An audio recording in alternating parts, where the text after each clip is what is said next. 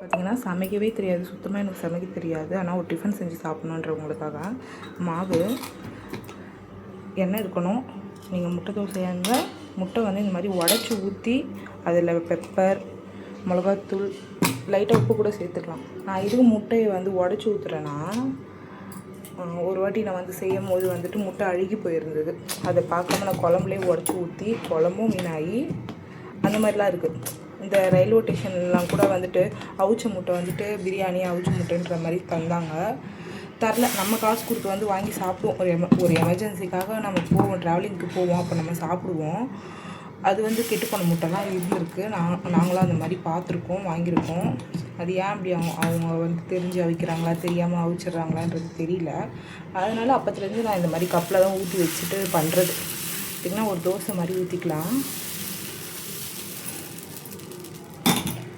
மாவு பார்த்திங்கன்னா இன்றைக்கி நான் கொஞ்சம் தனியாக தான் கரைச்சிட்டேன். கடை மாவு தான் ஊற்றிட்டு ஒரு தோசை கரண்டி தேவைப்படும் நமக்கு. ஒரு தோசை கரண்டி ஒரு தட்டு பக்கத்தில் வச்சுக்கோங்க. ஆயில் இல்லை கீ, குட்டி பசங்களுக்கெலாம் சுட்டு தர மாதிரி இருந்தால் கீ போட்டே சுட்டு தரலாம்.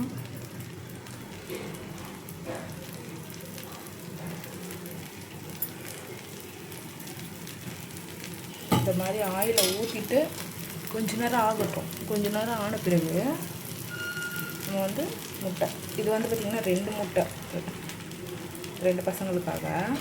அதனால நான் கொஞ்சமாக சேர்த்துட்டேன்.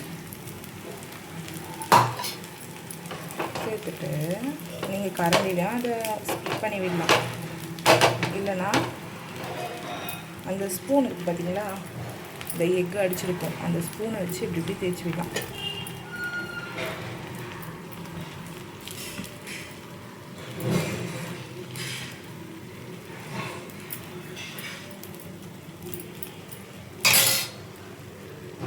வெளிச்சமாக இருக்குது, சூரிய வெளிச்சத்தால் ஒன்றும் தெரியலையா?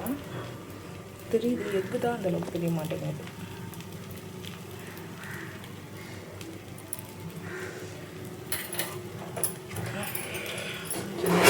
பண்ணிட்டு இருக்கிறேன்.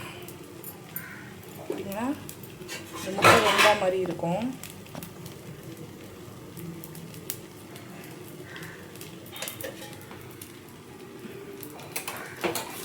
பார்த்தீங்கன்னா நம்ம திருப்பிக்கலாம்.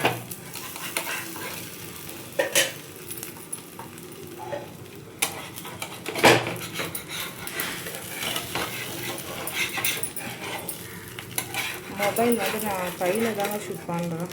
நம்மக்கிட்ட ஸ்டாண்ட் எதுவும்லாம் நம்ம பெருசாக வச்சிடல. ஒருத்த கையில் திருப்பினால தான் கொஞ்சம் டஃப்பாக இருக்குது. மற்றபடி தவாலை திருப்பிடலாம், ரொம்ப அழகாகவே வரும் இந்த தவாலை.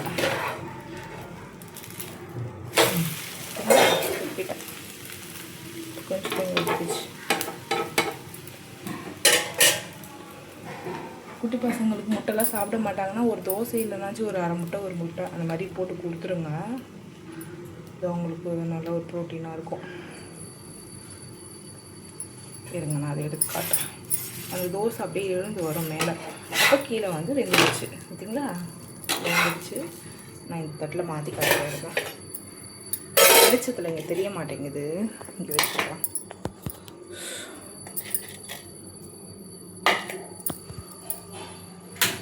லைட் ஆஃப் பண்ணிட்டேன். அங்கே வெளிச்சத்தில் தெரியல, ரொம்ப அங்கே சூரிய வெளிச்சம் இருக்குது என் ஜன்னலில். அதே போல் லைட் இருக்குங்க, டியூப் லைட் இருக்குது, அதனால் தெரியல. பார்த்திங்களா, முட்டை தோசை ரோஸ்ட் ஆகிருக்கா, எவ்வளோ மெலிசாக இருக்கு பாருங்கள். பசங்களுக்கு செஞ்சு கொடுங்க. நீங்களும் முடிஞ்ச அளவுக்கு வீட்டில் செஞ்சு சாப்பிடுங்க. வெளியில் வாங்கி சாப்பிட்லாம், தப்பே இல்லை. நம்மளால் செய்ய முடியல, நமக்கு ஒரு ஃபங்க்ஷன் இருக்குது, நல்லா இன்றைக்கி ஃபங்க்ஷன் என்ஜாய் பண்ணலாம், ரொம்ப நாள் ஆச்சு வெளியில் சாப்பிட்டு அப்படின்றவங்க வெளியில் வாங்கி சாப்பிடுங்க. மற்றபடி வீட்டில் வந்துட்டு எப்போவும் செஞ்சு சாப்பிட்றது நல்லது. சரிங்களா? பிடிச்சிருந்தா லைக் பண்ணுங்கள்.